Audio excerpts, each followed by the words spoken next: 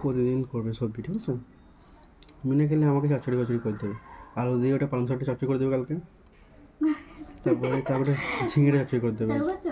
তোমাদের দাদাভাই কত সবজি কিনে এনেছে দেখো, ভাতটা পরে দেখাচ্ছি, দেখো 100 টাকার সবজি এতগুলো।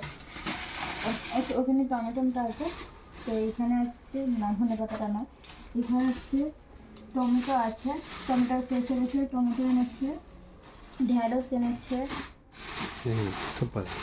হ্যাঁ, তারপরে এখানে হচ্ছে কি ঝিঙে আর গাজর আছে, আর এখানে হচ্ছে পালং শাক।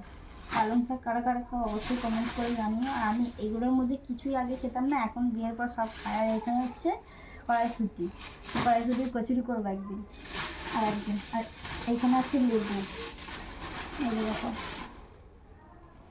লেবুটা যেহেতু আমাদের প্রত্যেক দিনই খাওয়া হয়, তার জন্য লেবুটা কেনা হয়। আর এইখানে হচ্ছে শীতের সবজি ফুলকপি, এখানে সবকটাই শীতের সবজি।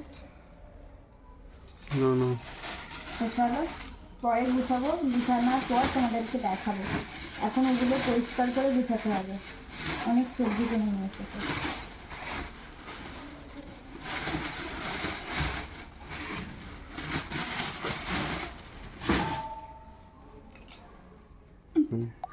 তো আজকে কি রান্না করেছি, এতগুলো তো সবজি কিনে এসে, আর আজকে কি রান্না করেছি দেখা।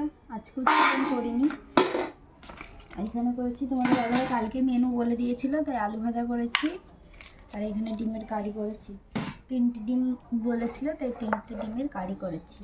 আর এখানে তো সয়াবিন আলু রসা। তো চলো ভাতটা বেড়ে নিই। আর তোমাদের সামনের বাজারে কি রান্না বান্না হয়েছে অবশ্যই কমেন্ট করে জানাও। হচ্ছে গরম গরম ভাত, এইমাত্র নামালাম, ধোঁয়া উঠছে।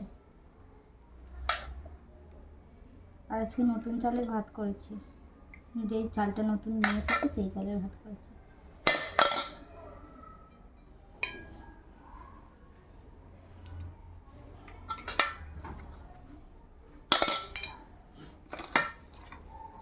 তোমরা কি খাওয়া দাওয়া করলে অবশ্যই কমেন্ট করে জানিও।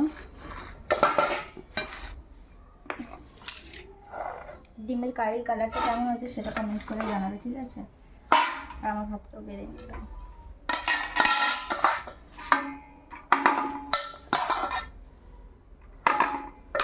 দাদাভাই কাজে গেছিলো, এইমাত্র আসলো, এসে স্নান টান করে খাওয়া দাওয়া করবো।